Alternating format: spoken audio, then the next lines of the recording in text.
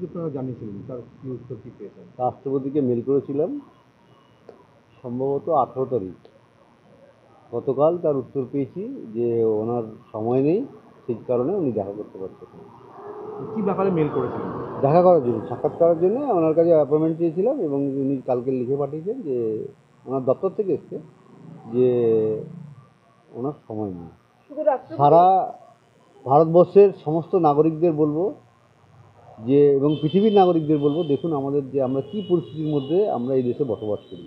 যে রাষ্ট্রপতি যার এ সমস্ত ব্যাপারে এগিয়ে এসে বক্তব্য রাখা উচিত, তাকে জানানো সত্ত্বেও তিনি বলছেন যে তার সময় নেই, তিনি আমাদের সঙ্গে দেখা করতে পারবেন না। মানে কী পরিস্থিতির মধ্যে আমরা এই বিচারের জন্য লড়াই করছি, সারা দেশের সারা পৃথিবীর নাগরিকদের আমি বলবো এটা দেখায়। রাষ্ট্রপতি তো একজন মহিলা, তার তো উচিত ছিল আপনাদেরকে। উচিত তো অনেক কিছু আছে, কিন্তু সে কোনো উচিতই তো পাচ্ছি না। সেই জন্য সারা দেশের লোককে বলছি, দেখুন যে আমরা কী পরিস্থিতির মধ্যে বিচার পাওয়ার জন্য লড়াই করছি। পরের স্টেপ কী হবে? পরের কোনো স্টেপ নেই, এরকম যারা করবে তাদের সঙ্গে না না না এরকম অত দরকার নেই বিচার পাওয়ার জন্য, কারণ কোর্ট আছে।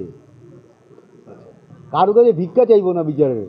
প্রথম দিকে চাইছিলাম, দেখলাম যে ভিক্ষা করে চাইলে বিচার পাওয়া যাবে না, বিচার লড়াই করে আনতে হবে। কত দিল্লি গেছিলেন প্রধানমন্ত্রীর সঙ্গে দেখা করার জন্য? প্রধানমন্ত্রীকেও দুবার মেল করেছি, ওপেন খোলা চিঠি দিয়েছি, গৃহমন্ত্রীকে মেল করেছি, খোলা চিঠি দিয়েছি, কেউ কোনো উত্তরই দেননি।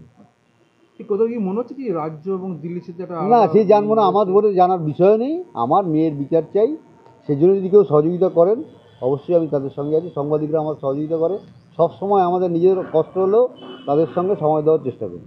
যেখানে প্রধানমন্ত্রী সাড়া দিচ্ছে না, রাষ্ট্রপতি সাড়া দিচ্ছে না, কিন্তু রাজ্যের যে বিরোধী দল বারবার আপনার কাছে আসছে। হ্যাঁ, আসছে, আমরা কথাও বলছি এবং উনি সহযোগিতাও করছেন, মিথ্যা কথা বলবো না। এবং উনি বলেছেন প্রয়োজন হলে আমি রাজনীতি ছেড়ে দিয়ে আপনার মেয়ের বিচার যাতে আসে সেই চেষ্টা করি। হ্যাঁ, সে তো ভরসা যে সবার কাছে ওপর রাখি, যে দেখা করছে না তার উপরও ভরসা রাখছি। যেখানে রাষ্ট্রপতির কাছ থেকে একটা রিকুয়েস্ট এসেছে, আমার শুনছি, আমার প্রচণ্ড খারাপ লেগেছে। আমি ভারতের একজন নাগরিক, উনি সেটা আমার মনে করেনি। আমার মেয়েটা কর্মস্থলে, যারা পৃথিবীতে কোথাও ঘটেনি এরকম একটা ঘটনা ঘটার পরেও যে ওনারা যে আমাদের সঙ্গে দেখা করতে চাইছেন না, আমাদের দুঃখের সামিল হতে চাইছেন না, সেই জন্য আমি প্রচণ্ড ব্যথিত। তাহলে নাগরিক সমাজ বা বিরোধী দলের পক্ষ থেকে বারবার সেটিংসের কথা আসে, সেটা তারা বুঝে নেবে, তারা বুঝে নেবে। আমার এই বিষয়টা বোঝার কোনো প্রয়োজন নেই। না, কেন্দ্রীয় সরকার কি কোথাও চাপানোর চেষ্টা করছে? জানি না, আমার হচ্ছে আমার মেয়ের বিচার, ন্যায় বিচারের পাওয়াই আমার উদ্দেশ্য। কে কোথাও সেটিং করছে কী করছে আমার জানার কোনো প্রয়োজন নেই। আমার উদ্দেশ্য ঠিক, যদি সেটিংস হয় তাহলে পাবেন কী করে আপনি?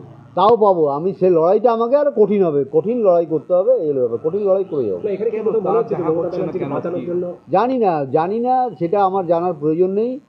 আমি জানার চেষ্টাও করছি না, কারণ ওই যে সময় নষ্ট করে বাঁচানোর জন্য সময় নষ্ট করতে চাই না এই ব্যাপারে।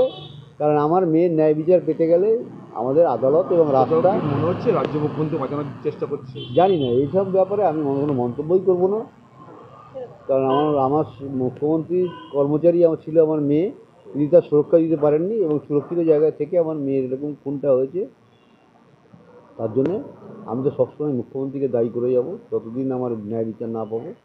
এবং আশা করছি 4 দিন কলকাতা পুলিশ চেষ্টা করতো, আজকে আমার বিচারের জন্য দুয়ারে দুয়ারে ঘুরতে হতো না। কেউ আমরা বলছেন সত্যি ঘটনার সামনে আসলে মুখ্যমন্ত্রীকে হয়তো জেলে হতে পারে। জানি না, হতেও পারে এরকম ঘটনা, তদন্ত যদি ঠিক মতন হয়। বিরোধী দলই বলেছে কথাটা, এটা হতেও পারে এরকম পরিস্থিতি। মুখ্যমন্ত্রী হয়তো এই কারণে রাতে 2টো পর্যন্ত উনি সিপির সঙ্গে যোগাযোগ করে, কারণ এসিপি এমনি আসেনি, মুখ্যমন্ত্রীর নির্দেশেই এসেছেন সেদিন হসপিটালে ওই ঘটনার পরে।